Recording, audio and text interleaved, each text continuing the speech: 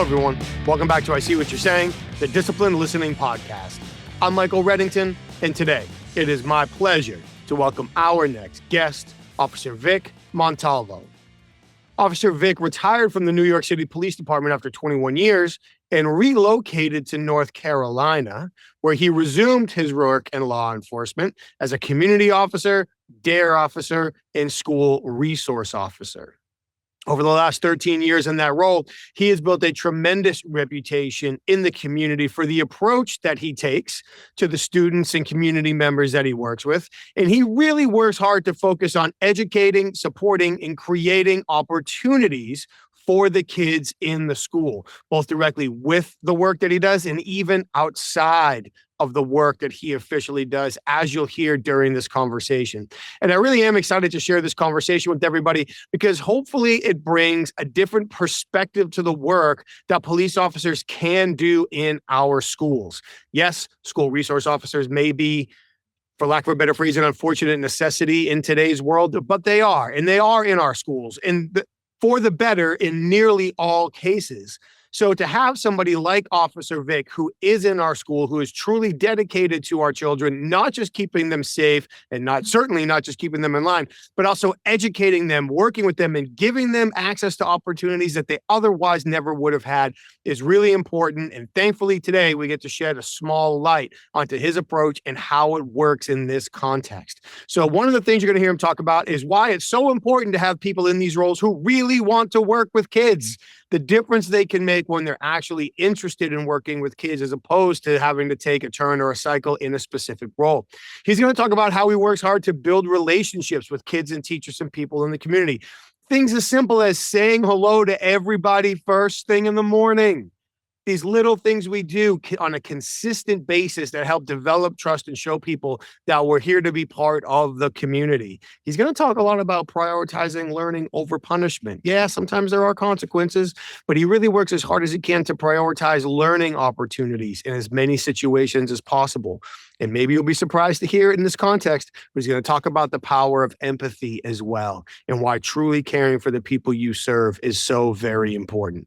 I'm really happy he took time out of his day at school to have this conversation. And I'm very thankful for you all taking the time to be here and listen and learn from him today as well. Thank you so much for being here week after week. We truly appreciate it. While you're here, please take a moment, like the show, share the show, subscribe to it, leave us your feedback. We'd love to hear from you.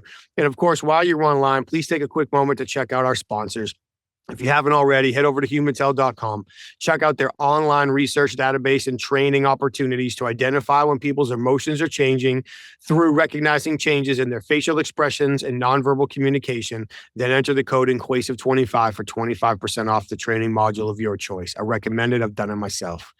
For the interviewers in the audience, please head over to certifiedinterviewer.com. That's where you can get all your questions answered about both the International Association of Interviewers and the Certified Forensic Interviewer designation. That's over at certifiedinterviewer.com.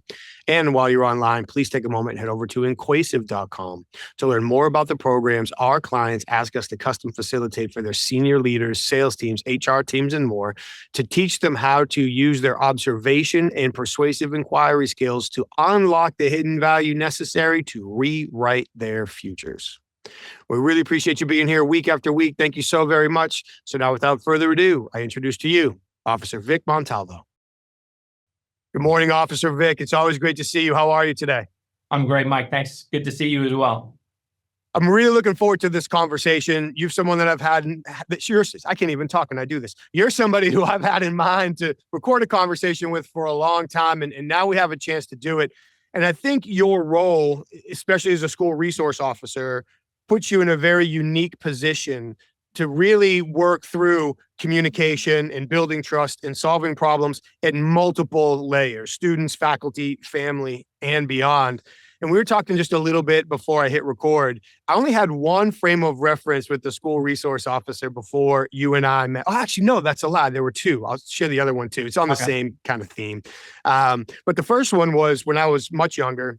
I worked as a special education teacher in the same school that my mother taught at.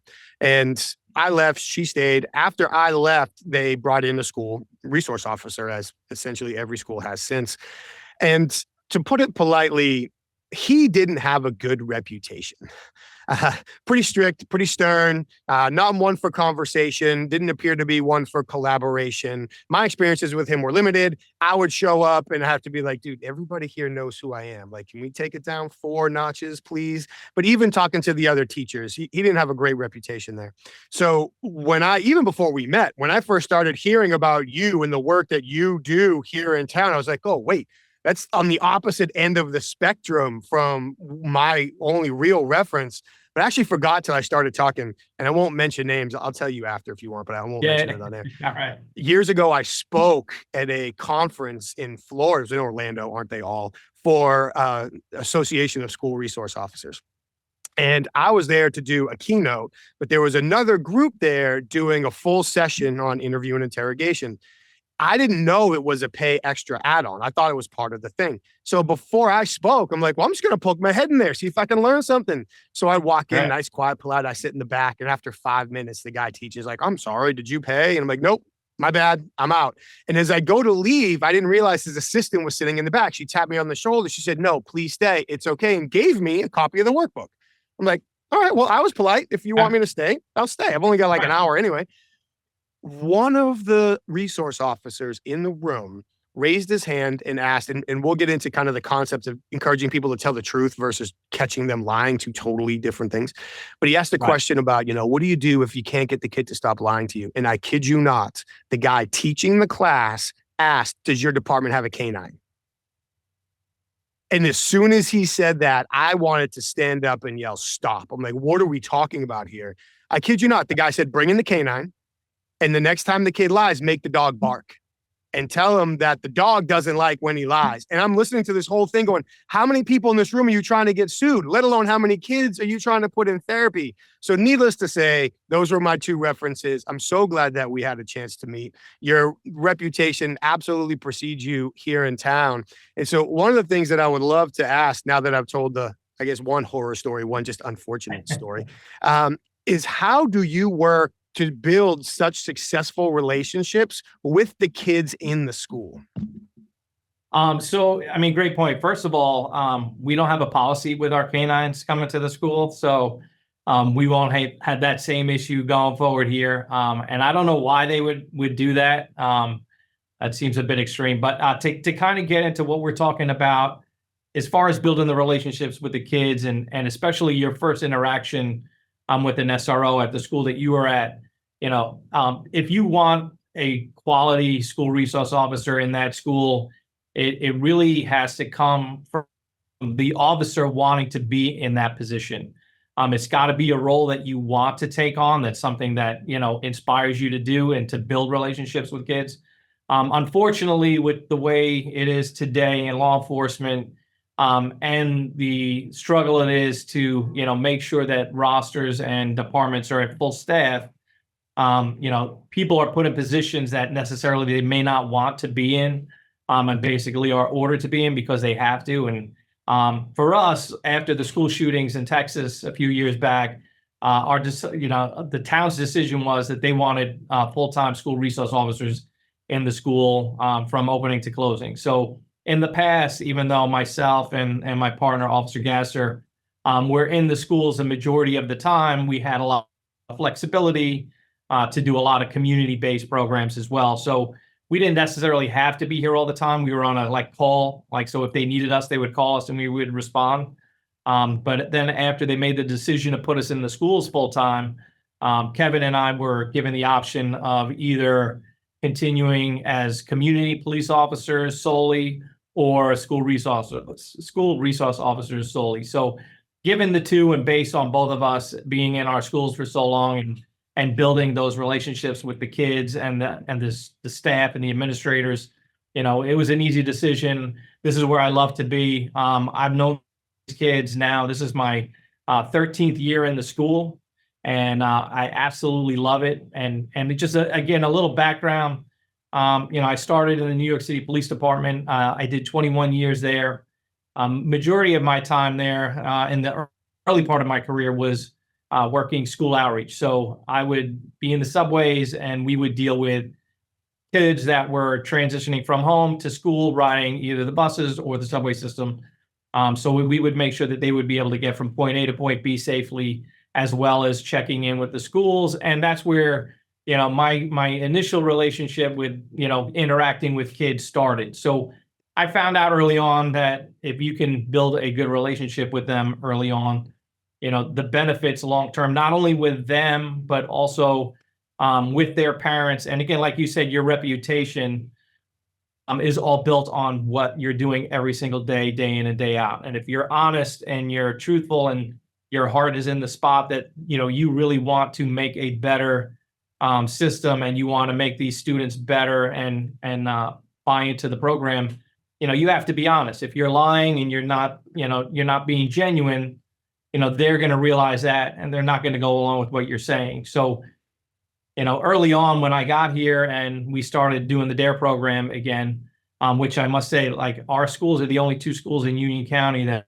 are still doing the DARE program. So, Wax Elementary and Kensington Elementary are the only two schools that are doing the DARE program. And they had actually stopped for about 2 years prior to me getting here. And that was the one thing when I was hired, is that they wanted to start this program up again. So I had never done the DARE program. I've heard about it. And, they sent me for training probably a couple of weeks after I'd gotten hired. And I was surprised at how hard the training was to become a DARE officer, because in 2 weeks, they're taking you from being a law enforcement officer, which you're used to just, doing enforcement options and having a certain demeanor and a certain attitude. And they really break you down, make you do super embarrassing things, and test your limits of where can you push yourself to in 2 weeks, not only to break you down, but then to try to build you up in a role as an educator where you can engage these kids and really have them buy into whatever program that you're doing. So for me, when I first started teaching, I immediately fell in love with it. I love the kids' energy and being able to interact with them, and really trying to get them. My goal is, I like to greet them first things in the morning, get them excited to come to school every single day, because to me that's the biggest thing, is if we can get our kids to come to school every single day, that's like the hardest part, and making sure that they're going to be able to pass, get a good education, and set them up for success going forward. So once we just started building relationships with the kids, then the relationships, with the family members outside of that, that's what really the benefit of this program is not only what you can build with the kids, but then also the relationships with the families. And if they feel that they can trust you, and that, you're always trying to do the right thing by their kids and keep them safe, then, it's like a two-way street. There's information that I get that normally they wouldn't relay on to other people, because they trust me and they know that I'm going to try to do the right thing. And, whatever it is that they're trying to, to give me, that I'm going to handle with care. So for me, yeah, so I love what I do. And the kids now that I'm seeing, my first group of DARE students that I taught are just graduated college this year. So, which is pretty crazy to see. And my DARE students that I have now weren't even born yet when I started teaching DARE at the school. So a lot of them are siblings of some of my prior students, and I've basically seen them come up as, from babies to pre-K to kindergarten all the way through. So, building that relationship and then seeing that, develop into something further. When I get to see these kids outside of school later on in life, I'll be in the supermarket, I'll be at the store, at a restaurant, and I may not see these kids for 7 or 8 years. And the second they see me in uniform or out, they immediately recognize me and come over to me. And that makes me feel good that, whatever was built between us, it meant something to them, and, made them feel good enough that, they wanted to come up to me because, we had a good relationship. So, yeah, so it's been a blessing for sure. And that comes off with everything that you do. Again, when I first came to town, you may or may not remember, he's passed several years now, but there was a man named Chuck who was a part of the Rotary Club. He was an elderly man, kind of walked a little bit hunched over. He was my neighbor. And so once we got to meet and he learned a little bit about my background, he had met you through some town activities before, immediately started talking about you. Then I joined the jujitsu team, and some of them with kids are talking about you. And so I was hearing about you at least a year, if not more, before we met for the very first time. And it was all about that engagement and workout, like making it a two-way street, engaging with the kids, saying hi to them every morning. For when people think about law enforcement, they tend to think about consequences, right or wrong. I think in a lot of leadership roles, even as a parent, as somebody in a business, if you're in any type of leadership role, people are thinking about consequences. So doing something like greeting them every day, hey, good morning, how are you doing? Good to see you. I'm assuming saying hi by name every time you pass them in the hall, like all these little things, they start to see Officer Vic as a human being, as somebody who cares, as someone who can be trusted. But yeah, he's got a job too. And sometimes we might need to talk to him based on the job. And that type of engagement is so very important. I'm curious too how you worked to integrate amongst the staff, and I haven't spoke to many teachers over there, so I'm asking from a position of blindness, to be honest. But when I think back about the school that I worked in, although like I said, the school resource officer came after, it was almost like there's us and then there's the officer.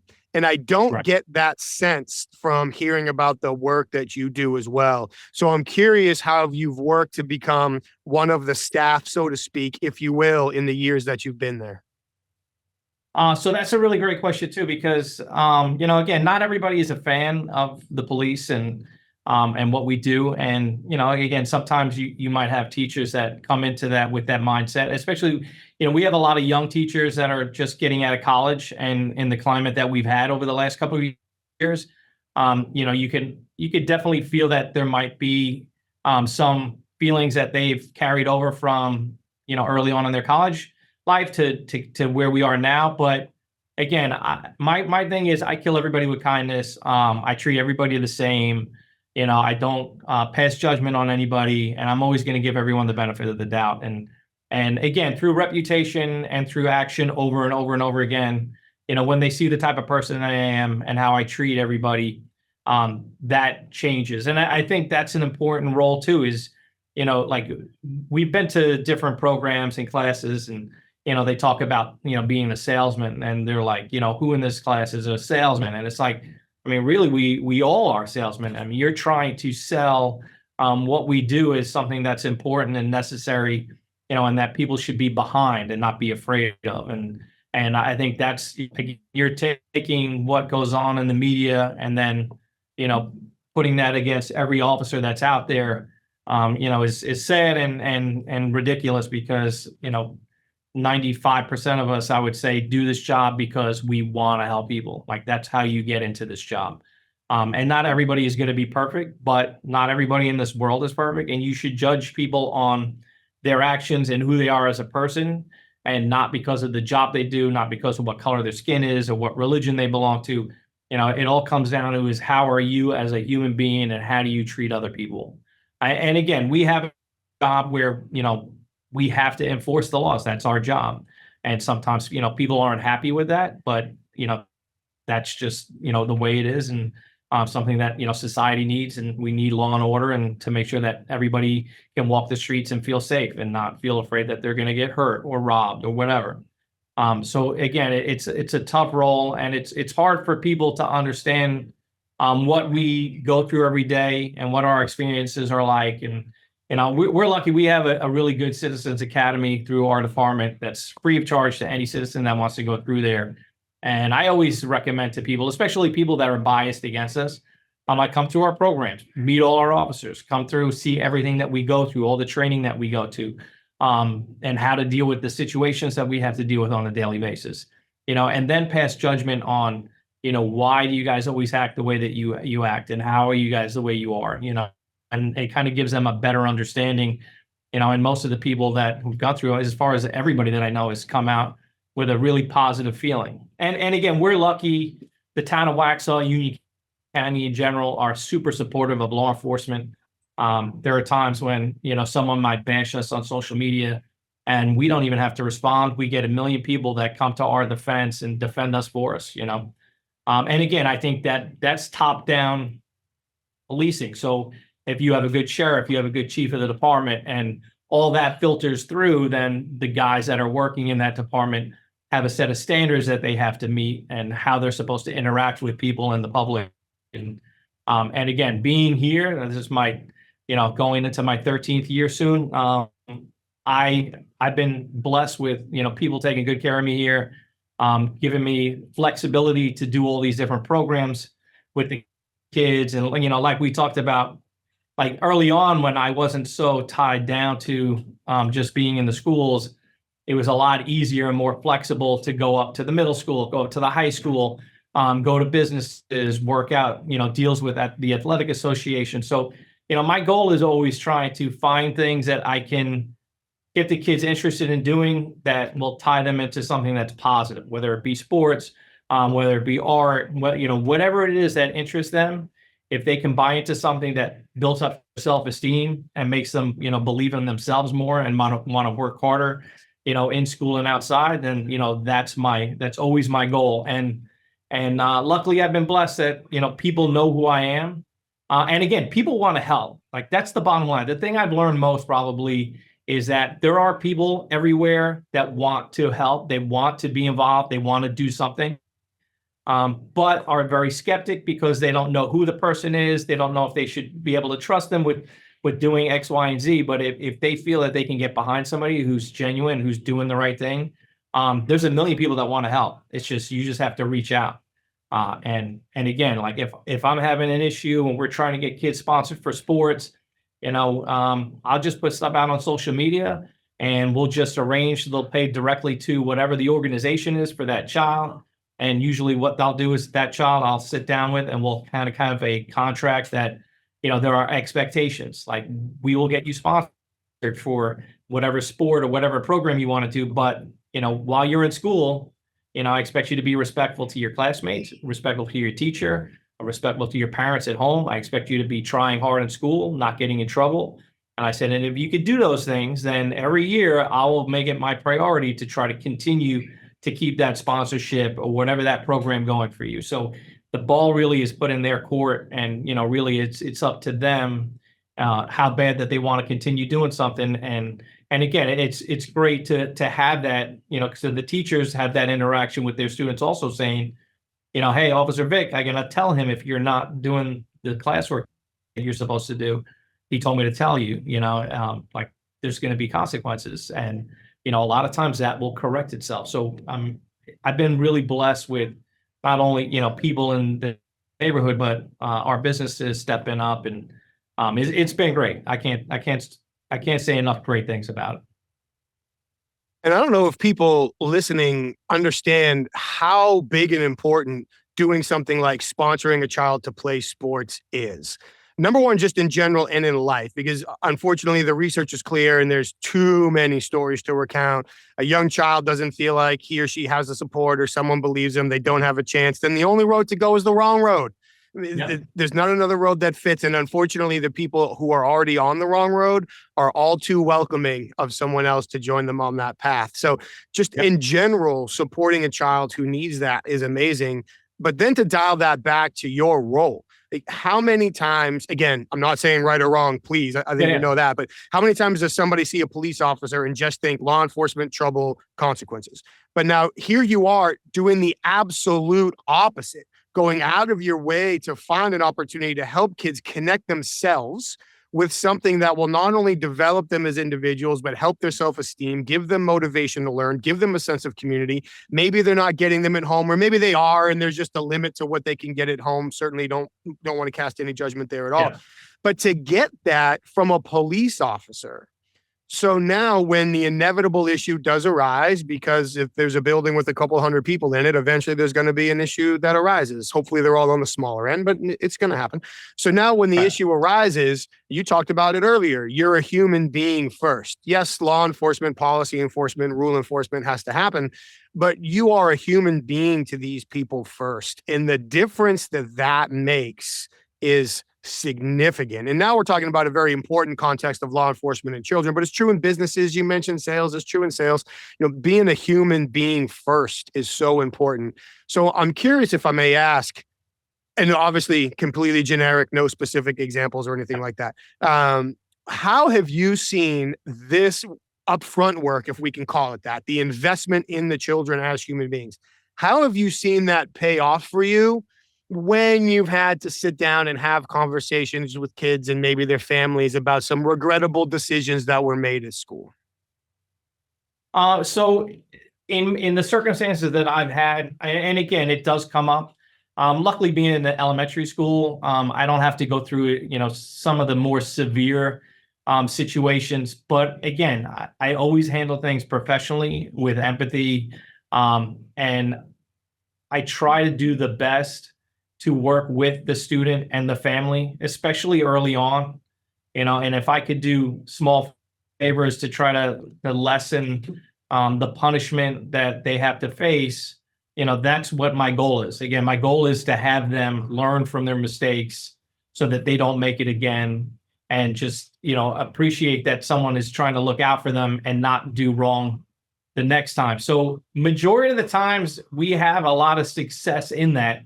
Again, there's always the exception, and there's always situations where, some of the kids are just more deeply rooted in issues than, that we can handle on like a surface level. But for the most part, and this is what I get as far as the feedback from parents, is like, even after elementary school, middle and high school, I'll have parents come up to me all the time, and when their kids were getting into things or something was happening, their thing was, well, maybe I should call Officer Vic, and maybe you should go and talk to him down at the station and tell him, what you're doing. And, their reaction is like, they don't want to disappoint me, and they don't want to, upset me and make me not feel proud about who they are. And again, like just today, we have our Dare Celebration Day coming up. And we have an essay contest at the end of these Dare the Dare season. And I read through all these Dare essays, and I write like at least 1 to 2, sometimes a full page of personal, statements to each student based on who they are and what I think they can do to improve on themselves. And just, tell them again, same thing. I'm proud of you. I've seen you making progress. I see you working hard. Maybe we should work on doing X, Y, and Z. But to me, that's important. It's not just, I'm not just trying to rush through things and just be done with it. I want these kids to know that I'm invested in them, their well-being, and their future. And again, seeing these kids coming back after middle school, after high school, college, and coming back to talk to me and, tell me all the things that they did, and tell me how, certain little things that may not even remember that I'm doing, impacted them and their decisions that they made. And again, there's always like this thing saying, is the DARE program successful? Is it not successful? Kids still go on to do things, bad things, might use drugs. And again, I agree, that's going to happen no matter what. But if all the work that I've been doing over these last, 12 years has helped a handful, 5 kids, not go down that road, then to me, that's a huge success. And, again, the longer that you delay any involvement or getting into drugs or alcohol or any of these things, the longer that you can push that back, the better chance that they have of not getting into bad situations. So, based on that, I think the program is awesome. And again, it doesn't necessarily just have to be this program, but this program definitely puts you in a classroom with these kids, personal and one-on-one. You can't get that doing anything else. So that's why I think this program is fantastic, because you really build a personal one-on-one relationship with these kids. And again, that factors into relationships with not only them, but the family, which opens doors on so many different levels. So, like, I get it, it's expensive. You have to have an officer, he has to be trained. The supplies cost money. Not every department, has a budget, that is as good as ours that allow us to do these things. But on any level, if you can just get officers in that classroom who want to be in that classroom, you're going to make a huge difference. And to piggyback on a couple of words you've used at different places, impact requires investment. Like, if we really want to have the impact on kids, which really means families and future and the community, and for not just our community, but how many kids are going to graduate from the school system and stay local, even if they go away to college? How many of them come back to live, to work, to coach? Yep. So it's an investment in our community, not just short term, obvious, let's help children, but long term as well. And that investment isn't just financial, it's with the time. Sometimes it's with the own emotional burden that comes with putting yourself in these situations when they arise, to deal with not just helping the kids, but sometimes I'm sure even seeing things that are happening outside of school with kids that you wish you could do more for, but the support opportunities are limited. So that type of investment, and the investment that you're clearly making, is worth it. And whether you can quantify success through a DARE program or not, but to your point, I think we can say with certainty that every year a certain number of kids, whatever those kids are, they're impacted for their life based on the program. And that's what we really should be focused on. I am curious, based on your approach, let me kind of see if I can go back around and do it this way. All too often when I have parents come up to me and, maybe I meet them at a speaking event, or I'm working with their company or whatever it might be. Sometimes I might even see them in town, and they say, Mike, I had an issue with my son or daughter, so I approached it like this, and then they lied to me. Why does my child lie to me? Well, part of it is being a child, and that's what children do to test their limits and grow. So yeah, we don't want to coach that, but let's kind of acknowledge it. But let's also talk about the approach that you used, because that approach might have only left them one acceptable path. So I'm not saying it's okay that they lied to you, but we also need to really take a hard look at how we approach that conversation. So what I like to ask you is, how have you noticed, and I don't want to use the word success, maybe that's not the right word, but the outcome, let's go that way. How have you noticed the outcomes change as you approach specifically children focused on making it okay to tell the truth, as opposed to force them away from lying? So for me, like even early on in the beginning of the year, when we start talking about things, one of the topics that we cover are risks and consequences. So that's a big part of, the DARE program, is we want these kids to think before they act. We want to think about what are the risks that are going to be associated with whatever it is, that I'm doing. Like, what are the consequences going to be? And I always tell them, we talk about, everybody makes mistakes. I tell them I make mistakes. I joke around. I say I make mistakes all the time. You could ask my wife. I make mistakes every single day. I go, but what I have learned in my time is it's better to just admit the mistakes, own up to it early on, and then just deal with whatever the consequence is, and then get past it. Because like I try to educate them is that, if you lie, like the story's always going to change. The only story that'll always stay the exact same is the truth. You just tell the truth over and over again, it's never going to change. But when you lie, your story's going to change, and then you're going to be afraid that people are going to find out that you made a mistake or you did something wrong, and now you're going to have to deal with all that stress and the anxiety of when are they going to find out? I know they're finding out, and you're dealing with all this pressure. I go, and then when they do find out, not only you're going to get in trouble for the initial thing, but especially like what I've always, ingrained into my kids is like, whatever mistake you make, we will get past it. It is, we'll get through it. You're a kid, you're expected to make mistakes. But if you lie to me, that'll be 10 times worse than whatever thing that you do. If you lie to me, is going to be 10 times worse. So, always just tell the truth and deal with whatever the consequence is. We will figure it out. But once you lie, then I don't know if I can trust you going forward. And I don't know if I'm going to believe you when the time comes that I really need to believe you. So, that was one thing. I press that on my kids here. And again, we have situations, and I joke around. I'm like, I've been doing this for 30 plus years. I know when somebody's lying.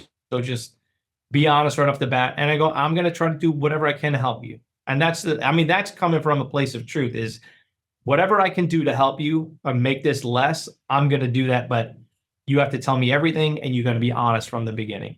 And then we can figure out how can we fix this and how can we get past it. And I always tell them that, whatever it is that they do, tomorrow's a new day, and I don't hold grudges, and I don't judge, but they have to realize what they did was wrong, make whatever atonements they have to make, whether it be apologize or, deal with whatever consequences, and then we move on and we'll grow from it and we'll be okay. and for the most part, I'm pretty good. Like when I come in and talk to the kids, they're going to tell me the truth because they, again, they feel bad and they don't want to lie to me. And for the most part, they'll tell me what's going on.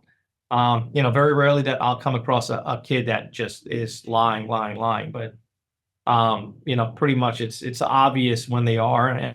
And another thing I tell kids all the time, there's cameras everywhere. There's a camera everywhere. Everything is recorded. I go, so no matter what you did, people are going to find out the truth. So just, again, be honest, deal with the consequences, and once you tell the truth, you might be upset with being punished or whatever it is, but you're not dealing with that stress of when are they going to find out, or I lied to my parents and I feel bad that I'm lying to people. And I try to make every situation a learning experience. It's something for them to just grow on and learn, so that the next time that they're there in that same situation, that they make the right choice the second time.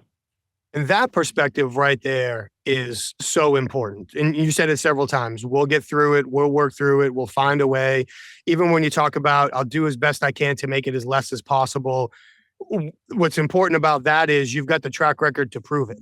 So it's not that someone just says that and then, okay, I'm honest, and now I've got the maximum. Like, you've got the track record to prove that, no, this is what I do. This is my approach. We've been here. We've seen each other. We say hello every morning. You've been through the DARE program with me, whatever it is. So by doing that hard work up front, when the conversation comes, now it's trustworthy coming from you. It's not just something that somebody says. So that part is so very important. And there's something else you said that I wanted to jump onto, but that part for certain is, it's a truthful statement coming from you. They know it because they can trust it. They've seen it. And that last piece that you said is, so we can learn from this and make a better decision the next time. I think as human beings, we find out, even as adults, we find ourselves in repetitive situations, whether we realize it or not. Now imagine being a young kid. How many times are we going to be in a similar situation, not just for the foreseeable future, but for the rest of our lives? So to take that mistake that we all make, and you show that empathy. I make mistakes too. Nobody's perfect. We're not judging.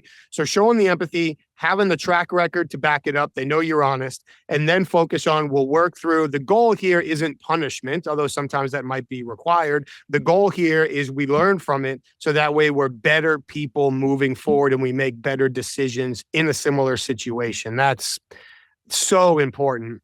I'm keeping on the clock. I know that you've got another commitment coming up here. Just kind of to bring this home with the few minutes that we have left, based on your 30 years of experience, and you mentioned being in the subways with kids before. This past December, I took my son up to New York City for the first time, and we took him on the subway, and watching my 7-year-old's eyes on the New York City subway was that was more entertainment to me than what was actually going on in the subway at that point. Yes. But from your days riding the subways in New York City to being down here with us now, if you had any words of consideration, advice, recommendations, whatever you want to call it, for people in authority positions working with children, what do you want to leave with them? I would say you have to be genuine. You have to stand by what you say. You have to, lead by example. You have to be empathetic and understanding. And I know you had brought it up earlier about, some of the situations that these kids are in. And, what I would recommend and what I did early on is, in addition to me being in the schools, I would always make it a priority to respond to any incident in a home or follow up with a situation that involved, one of the kids in my school at whatever it was that happened in their house. And make it a point to see what their environment is, because the thing I learned the most is when you're in the school, for the most part, everybody looks the same. On the most part, everybody's acting the same. But when you see what some of these kids have to go through and deal with outside of school, in their home life, and then it just really makes you wonder, like, how are these kids able to even get up in the morning, come to school and function and learn with all the chaos and again, neglect that's going on in the home. So that's what really made me start buying into, like, what can I do outside of the school setting to make an impact on these kids and what's going on. And again, it's really trying to partner up with other people that want to help and trying to just kind of build a bridge where, you have resources and you have needs, and try to do something to make those two meet, but also have expectations and goals and requirements that these kids need to do, because they need to have something that that they're buying into themselves, and that they're putting work into themselves in order to get that feeling of gratitude and just self-respect and all the things that are going to make them a better human being going forward. And again, touching on one more thing, last thing before you said is, your interactions with these kids. I actually had, my wife's a school teacher as well, and she came home one day and was telling me a story that one of her principals at the time, who has older kids, that were all hanging out, and one of the kids that had grown up and went to school here, he's in my first class that I ever had, and same thing, he was in a really challenging home life situation. Great kid, built a really great relationship with him, and they were all talking amongst each other, and this administrator, that the parent was in another room kind of overhearing this conversation, and a couple of the students were basically talking negatively about cops, and cops this and cops that, and this one particular student unsolicited just said, yeah, he goes, well, most of our, but he goes, I had a really great officer that was in my school, and brought my name up, and my administrator heard it and knew who I was, and wound up telling my wife. But the fact that he can stand up to his friends that are putting officers down and feel confident enough to say, hey, not all of them are bad, and there are good ones out there, and I've had experience with that. That to me spoke volumes of what you're doing every day in these kids' lives. It does make a difference, and it could set the tone for how things can go moving forward. But every situation's different. You just got to have a lot of patience, and again, you really have to buy into the program. That my goal is to leave these kids in a better place than when I started with them. And all of that, as you wrap it up, ties into the importance of understanding that with some of these kids, it just takes one adult who believes in them, one adult who supports them, one adult who helps them through a situation where nobody else helped them before. And that can change the trajectory of their entire life. And it might, to some degree, change the trajectory of their family as well. So certainly, as someone who lives here in the community, I want to say thank you very much. Thank you for the work that you do specifically in the schools with these kids. Obviously, thank you to everybody at your department for everything that you guys do for the whole community. Because you and I are here today, thank you very much for the work that you do specifically for the kids and for our next generation. I really appreciate the approach that you take to all of it. Is there a way, if anybody listening to this conversation would like to connect with you, either to learn more about the DARE program or to learn more about resources here in town, or even maybe officers that might be listening for another community that might be looking for some advice or opportunities to get involved where they live, is there a way that they can reach out to connect with you? Yeah, absolutely. They could just send me an email. My email is vmontalvo@waxaw.com. I'm sure you can probably put that onto the podcast for them to see, and just reach out to me via email. They can call the police station and leave a message as well. My number's 704-843-0353, and just if they leave a message, I will call anybody back, and we'll always follow up. So Mike, I appreciate it. I thanks for the time, and again, if there's more questions that we didn't get to today that you want to do later on, I'd be more than happy to come back. Oh, my pleasure. Thank you. And I would love to do that when the schedules line up. I really appreciate it. Thank you so much for being here today, and I look forward to seeing you around town again soon. All right. Take care, Mike. Officer Vic, thank you very much again for carving out time from your day while you're at school to record the conversation. I truly appreciate all that you shared. Thank you so much. And I really appreciate you giving us a window into, again, beyond maybe the stereotypes, beyond what people assume, and help us see really what it takes to make a difference in kids' lives, especially from the perspective of a police officer. Thank you for all your work. Thank you for all your dedication to the kids in our community. Hopefully everybody took lessons away from listening to this conversation. I like so much about what you said. I really love the idea of we can work through this. Whatever's happening right now is not the end of the world.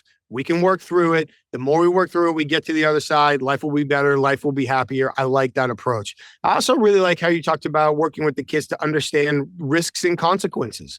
Honestly, that's something a lot of adults could probably learn and apply as well.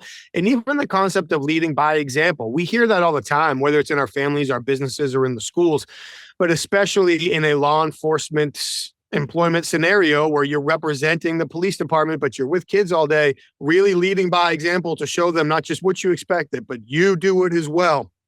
Makes such a difference. The work you're putting in shows. Thank you again so much. I really appreciate you being here today. And of course, thank you to everyone that took the time to listen to this episode today. We really appreciate you being here again. Thank you for continuing to come back. While you're here, please take a quick moment, like the show, share the show, subscribe to it. Please leave us your feedback. We'd love to hear from you. And before you turn off the computer today, why don't you check out our sponsors real quick? Head over to humantel.com. While you're there, check out all of their online research and resources, peruse their catalog of online training programs. And when you select the training that's right for you, enter the code INQUASIVE25 to get 25% off the best-in-class training to understand when people's emotions are shifting by recognizing changes in their nonverbal communication and facial expressions. For the professional interviewers who are listening, please head over to certifiedinterviewer.com. That's where you can learn more about the Certified Forensic Interviewer and the Certified Forensic Interviewer designation and the International Association of Interviewers. Get all your questions there, everything you need to know at certifiedyinterviewer.com. And finally, while you're online, please take a quick moment and head over to inquasive.com so you can learn more about the programs our clients ask us to custom facilitate for their senior leaders, sales teams, HR teams, and more to teach them how to unlock the hidden value necessary to rewrite their future in all of their high impact relationships and conversations. We really appreciate you being here week after week. Thank you so much. Please stay safe, take care of each other, and we'll see you next time.